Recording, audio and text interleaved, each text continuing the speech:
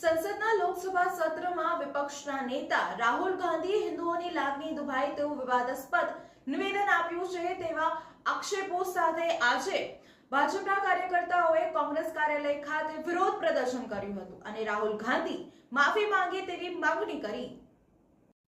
લોકસભાના સત્રમાં રાહુલ ગાંધી દ્વારા હિન્દુઓની લાગણી દુભાઈ તેવું નિવેદન કરવામાં આવ્યું હોવાના આક્ષેપો સાથે ભાજપ દ્વારા સમગ્ર દેશમાં દેખાવો કરવામાં આવી રહ્યો છે। વડોદરા ભાજપના કાર્યકર્તાઓ દ્વારા પણ કોંગ્રેસ કાર્યાલય ખાતે જઈને દેખાવો કરવામાં આવ્યો હતો અને રાહુલ ગાંધીને માફી માંગે તેવી માંગણી કરવામાં આવી હતી। વિપક્ષના નેતા તરીકે સાંસદ રાહુલ ગાંધીએ નિવેદન કર્યું હતું કે જે પોતાને હિન્દુ કહે છે તે 24 કલાક હિંસા ઈચ્છે છે, જૂઠાણા ફેલાવે છે, તેવો હિન્દુ નથી। રાહુલ ગાંધીના વિવાદાસ્પદ નિવેદન બાદ ભાજપ અને કોંગ્રેસ પક્ષ સામસામે આવ્યા છે। સમગ્ર દેશમાં રાહુલ ગાંધીના આ નિવેદન સામે દેખાવો કરવામાં આવી રહ્યો છે।